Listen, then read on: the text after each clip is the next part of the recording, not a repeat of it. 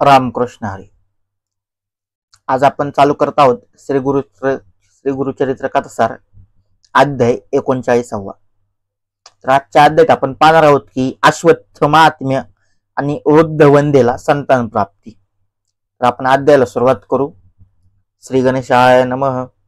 अलंकापुरी पुण्य भूमी पवित्र तेथे नांदतो ज्ञानराजा सुपात्र तया ठविता महापुण्य राशी. नमस्कार माझा श्री सद्गुरु ज्ञानेश्वरासी. पुंडलिक वरदर विठ्ठल श्री ज्ञानदेव तुकाराम. पंढरीनाथ भगवान की जय. माऊली ज्ञानेश्वर महाराज की जय. जगद्गुरु तुकाराम महाराज की जय. सद्गुरुजोग महाराज की जय. अवधूत चिंतनम श्री गुरुदेव दत्त.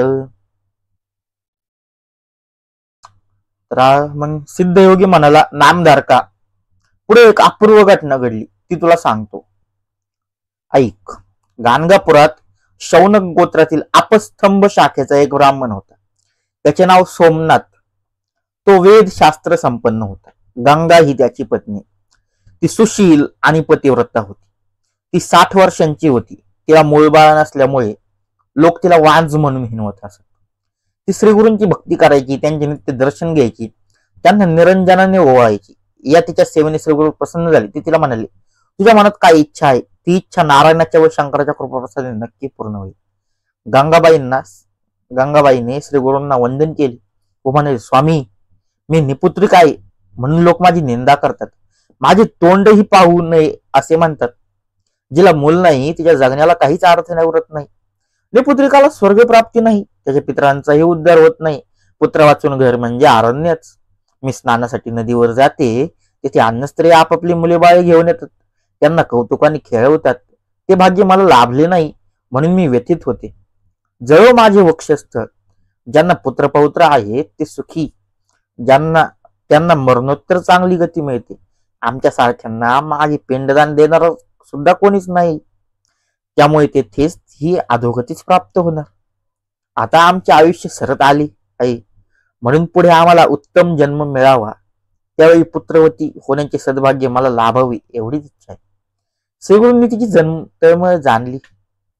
तिला आश्वासन देताना ते म्हणाले, पुढील जन्माचे काय विचारतेस, त्यावेळी आताची काय आठवणार. तू माझी भक्तीने नित्य आरती करतेस म्हणून मी अतिशय संतुष्ट झालो आहे, खूप प्रसन्न झालो आहे.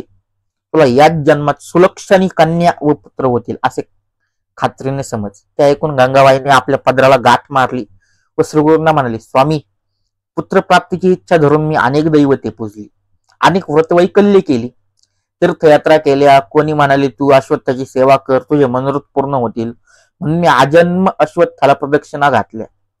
मूर्खपणे आजही घालत आहे. आता मला 60वे वर्ष लागले आहे. मी विटाळशी होत नाही, मग मला आपत्य कशी होणार. पण तुमचा आशीर्वाद खोटा ठरणार नाही हे मला माहित आहे. तो पुढील जन्मी नक्की पूर्ण होईल, म्हणूनच मी पदराला शकुनाची गाठ मारली आहे. श्रीगुरु म्हणाले, अश्वत्थाची सेवा करणे यासारखे मोठे पुण्य नाही. त्याला प्रदक्षिणा घालणे मूर्खपणाचे मानणे ही अश्वत्थाची व व्रताची निंदाच होय. आता मी काय सांगतो ते नीट ऐक. भीमा अमरजा संगमावर एक मोठा अश्वत्थ आहे. त्याच्या खाली बसूनच मी नित्य अनुष्ठान करतो. अश्वत्थामध्ये नारायण वास करतो. तू त्या अश्वत्थाची व आमची सेवा कर. गंगाबाई म्हणाली, स्वामी, अश्वत्थाचे महात्म्य काय आहे, त्याची सेवा घडेल असे व्रत कोणते.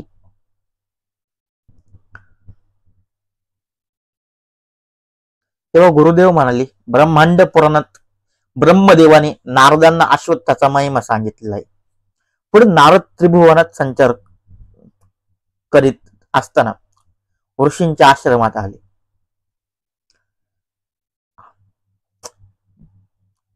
आल्यावर त्यांना अश्वत्थाची थोरवी सांगितली. ते म्हणाले, अश्वत्थ विष्णू स्वरूप आहे. त्याच्या मुळाशी ब्रह्मदेव, बुंद्यामध्ये विष्णू व शेंड्याला रुद्र वास करतो.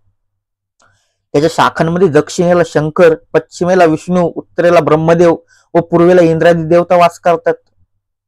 त्याच्या सर्व शाखांवर आदित्य नित्य वास करतो. त्याच्या मळंकुरात गो ब्राह्मण, सर्व ऋषी, वेद आणि यज्ञ यांचे वास्तव्य आहे.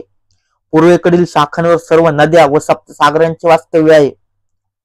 ओंकार रूप अश्वत्थाचे अ हे मूळ, उ म्हणजे बुंदा व फांद्या आणि म म्हणजे फळे पुष्पे होत. त्रयमूर्तीचा वास असलेल्या या पुण्यवृक्षावर 11 रुद्र व अष्टवसु असे सर्व देव आहेत. म्हणूनच पुण्यवृक्षावर 11 रुद्र व अष्टवसु असे सर्व दैवते आहेत. म्हणूनच अश्वत्थाला कल्पवृक्ष म्हणतात. त्याच्या सेवेने उपरोक्त सर्व देवांची सेवा घडते. त्यांच्या प्रसन्नतेने भाविकांचे मनोरथ पूर्ण होतात, कार्यसिद्धी होते. अश्वत्थाचे महात्म्य असे आगाधे. त्यानंतर नारदाने ऋषींना अश्वत्थाची पूजा व आराधना कशी करायची ते नीट समजावून सांगितले.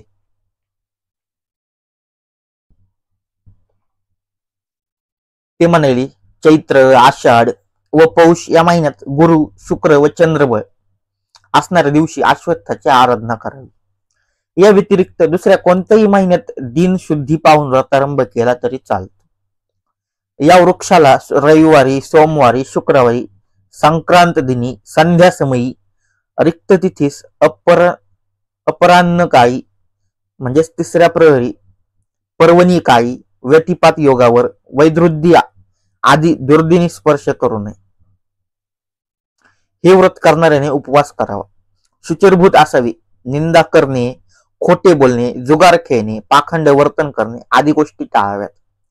सकाळी मौन धरावे, सचैल वस्त्रासहित स्नान करावे, शुभ वस्त्र परिधान करावे. अश्वत्थ खालची जागा गोमयाने सारवून घ्यावी म्हणजेच गायीच्या शेणाने सारवून घ्यावी. ती रांगोळ्यांनी सजवावी, कमळ आदी शुभाकृती काढाव्यात. 2 कलश भरून पाणी आणावे, ते कलश कमलाकृती रांगोळीवर ठेवावे. त्यात गंगा व यमुना आहेत असा संकल्प करावा. त्या कलशांची पूजा करावी, पुण्याह वाचन करावे, देश कालोच्चार करून आपली इष्ट कामना सांगावी. मग कलशाने पाणी आणून अश्वत्थाला 7 वेळा स्नान अर्थात मुळाशी पाणी घालावे. त्यानंतर व्रतकर्त्याने पुन्हा स्नान करावे. मग अश्वत्थाच्या ठाई अष्टभुज नारायणाचे लक्ष्मी सहित ध्यान करावे. नारायणाने पितांबर नेसलेला आहे. त्याच्या हातात शंख, चक्रा, गदा, पद्म, खड्ग, खेटक, धनुष्य व बाण आदी आयुधे व प्रतीके आहेत अशी कल्पना करावी. सर्व देवतांना आवाहन करावे. अश्वत्थ रूप नारायणाची षोडशोपचारे पूजा करावी. त्याला वस्त्राने किंवा सुताने वेढे द्यावे. विष्णू सहस्त्रनाम किंवा पुरुष सूक्त म्हणत अश्वत्थाला मंद गतीने प्रदक्षिणा घालावी. प्रदक्षिणा पूर्ण झाल्यावर साष्टांग नमस्कार करावा. अश्वत्थ म्हणजे पुण्यवृक्ष, त्रयमूर्तीचे स्थान. त्याला प्रदक्षिणा घालण्याचे पुण्यफल काय वर्णन करावे. या सेवेने सर्व पातके नष्ट होतात, व्याधी व दोषांचे निवारण होते, कर्ज भार उतरतो, भय, चिंता, ग्रहपीडा व संकटे नष्ट होतात, सर्व इष्ट कामना पूर्ण होतात.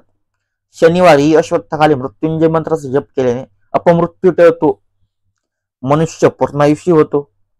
शनी अष्टक म्हणल्याने शनीची पीडा व 7.5चा त्रास होत नाही. गुरुवारी व अमावस्येला अश्वत्थाच्या सावलीत स्नान केल्याने ब्रह्महत्येचे पातक जाते. अश्वत्थाखाली एका ब्राह्मणाला भोजन दिल्याने कोटी ब्राह्मणांना अन्नदान केल्याची पुण्य मिळते. अश्वत्थाखाली मंत्र जप केल्याने वेद पठणाचे पुण्य लाभते. अश्वत्थाची स्थापना करणाऱ्याची 42 कुळे स्वर्गात वास करतात, पण त्याचा घात करणारा पितरांसहित नरकात जातो. अश्वत्थाखाली होम केल्याने महायज्ञाचे फळ लाभते, पुत्रप्राप्ती होते. जेवढ्या प्रदक्षिणा घातल्या असतील त्याच्या दशांश आहुत्या घालून वेदोक्त विधीने हवन करावे. हवनाच्या 1/2 ब्राह्मण भोजन घालावे. व्रतस्थानी ब्रह्मचर्य पालन करावे. हविष्यानांचे सेवन करावे. उद्यापनाला अश्वत्थाची म्हणजेच पिंपळाची स्वर्ण प्रतिमा गरीब ब्राह्मणाला दान द्यावे. सवत्स पांढरी धेनू दान करावी म्हणजे वासरासहित पांढरी गाय दान करावी.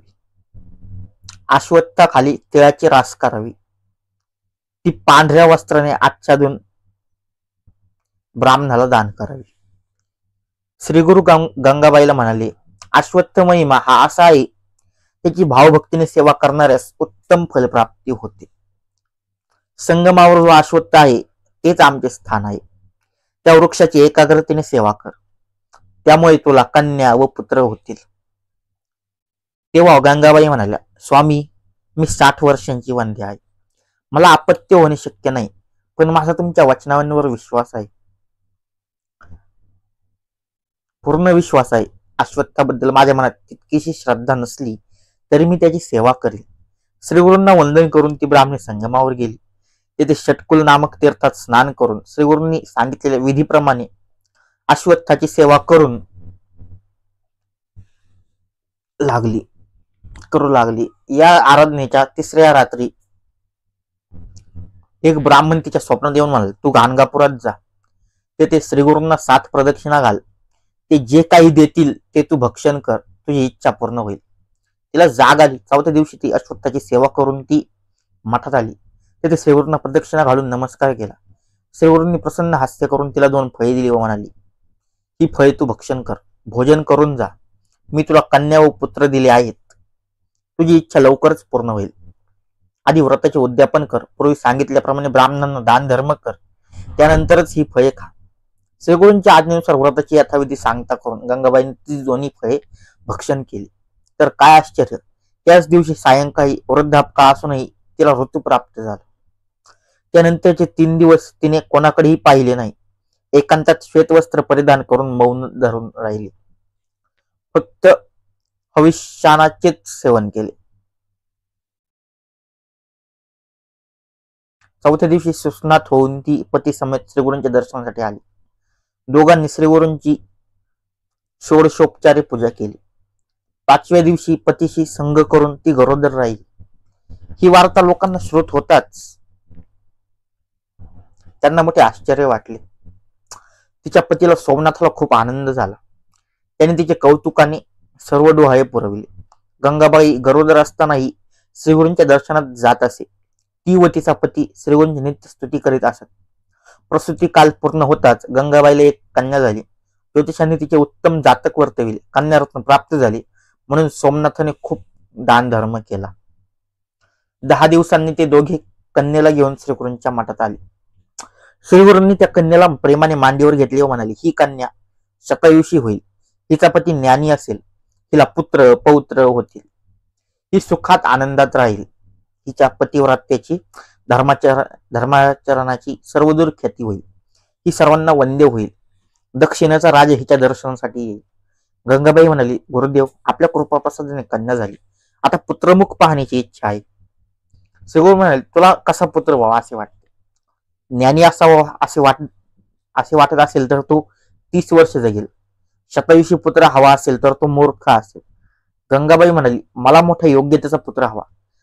त्याला 5 पुत्र व्हावेत. श्रीगुरूंनी तथास्तु म्हणून वर दिला. ते दाम्पत्य समाधानाने घरी गेले. श्रीगुरूंच्या आशीर्वादाने गंगाबाईला महाज्ञानी असा पुत्र झाला.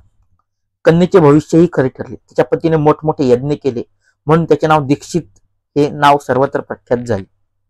सिद्ध म्हणाला, नामधारका श्रीगुरु परम कृपावंत आहेत. श्रद्धाळू भाविकांचे ते सदैव कल्याण करतात, म्हणून त्यांची मनोभावी सेवा भक्ती करावी. अध्याय 39 समाप्त. लवकरच आपण अध्याय 40 घेऊन येत आहोत. पुंडलिक वरदर विठ्ठल श्री ज्ञानदेव तुकाराम पंढरीनाथ भगवान की जय. माऊली ज्ञानेश्वर महाराज की जय. जगद्गुरु तुकाराम महाराज की जय. सद्गुरु महाराज की जय.